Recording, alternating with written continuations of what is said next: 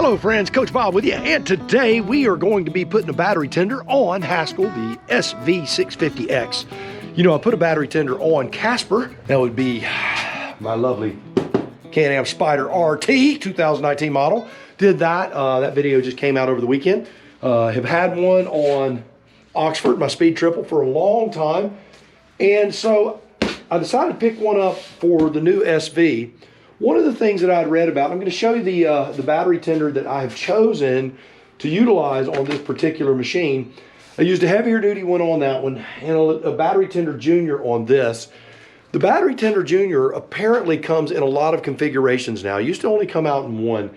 And I think this is an 800 microamp or milliamp, whatever you call it, MA. So that's 12 volt, 800 MA, milliamp, microamp, whatever you call it.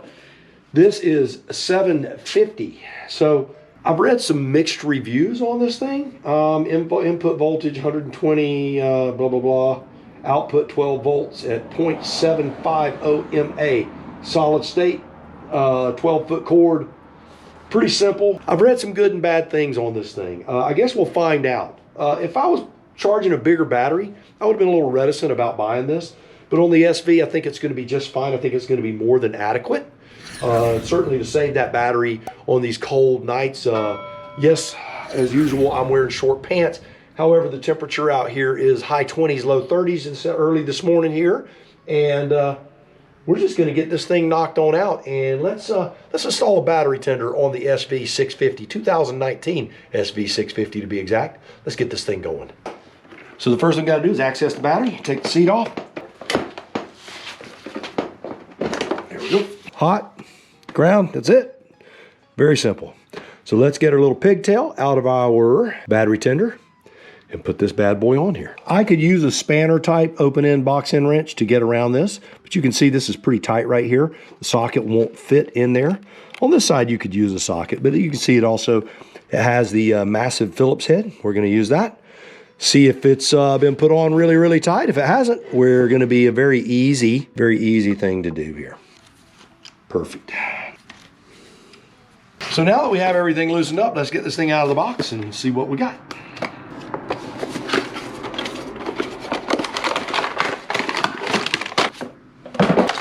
And we've got battery tender. That's the end coming off, the piece that plugs into the wall. You've got your alligator type connector. We're not going to be utilizing that.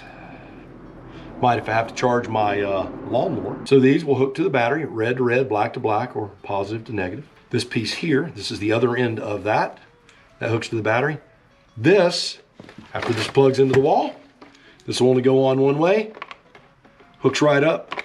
That's it. Very, very simple. This will tell you, it has a little code on the side of it.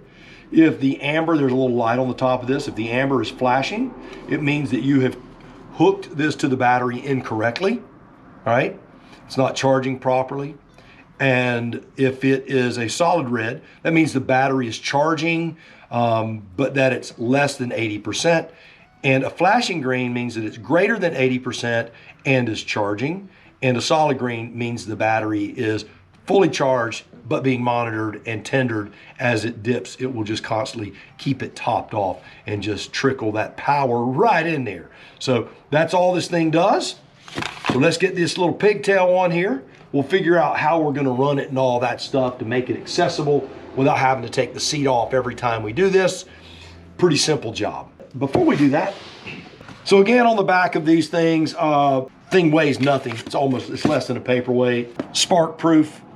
You can't screw up. It says even if you hook it up backwards, it just won't charge, and tells you that it's got a 12-foot thing. And the big thing, as what I showed you on the other, although the paper is torn there, connect it and forget it. Again, don't forget it's hooked up though, because if you forget that it's hooked up, the minute you back up, you're gonna end up yanking a cable on your battery, and that's never a good thing to do. Big thing whenever you're doing any of this stuff, try not to drop your screw inside the motorcycle because it is a pain fishing it out. Ask me how I know. It looks pretty good. On my triple, I run it up under the gas tank. If I can find a small path of travel, we'll look at that here in a moment. Notice it does have a little inline fuse. Now let's do this side.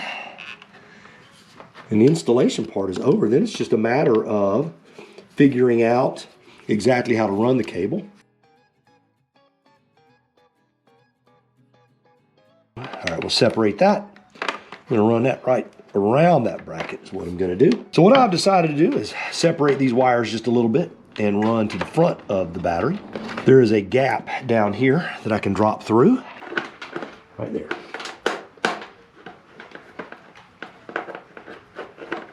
To zip tie that right here, like that, or to just even have it set right there, and I can push it up in here when I'm riding and then pull it out when I'm not. There we go, that's all I'm gonna do. So you can see how I run it. Run this wire right down through here. And there it is, sitting right there. You can see there's a wire right there running, so I know I'm not gonna get too hot, which is always a concern. And we got it right there. So now let's put the seat back on. Make sure these are snugged up first. Snug and snug. Beautiful. So now we will simply test fit the seat. Make sure that we're not binding on anything. And I'm looking for any place that could bind, and I don't see anything there. There it goes. There we go, just like that. So there's our tender cable, and we'll just press it right up in there when we ride. It's safe there. It's not on anything that's hot, because there's plastic and rubber right there. Press it right up in there when we ride, and let's hook her up, make sure she's charging. Now this motorcycle will not normally be sitting here. It will be sitting in a different location. However, we just want to test everything while we're here, while we have our tools out. So it just plugs in just like this. Let's see what the tender looks like now. So you can see I simply have my cable run across here. It is a mess right now. We have a flashing green light. That means that the battery is more than 80% charged.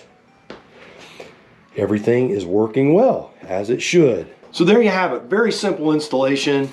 The battery tender Junior by Deltran, the 750 milliamp, microamp, whatever it is, MA 12 volt for motorcycles. I'll let you know how this thing works out in the long run, but the installation couldn't be more simple. So if you're on the fence about a battery tender, make sure you go out, pick one up for all of your motorcycles. You definitely need it, or you're gonna be replacing your battery a lot more often.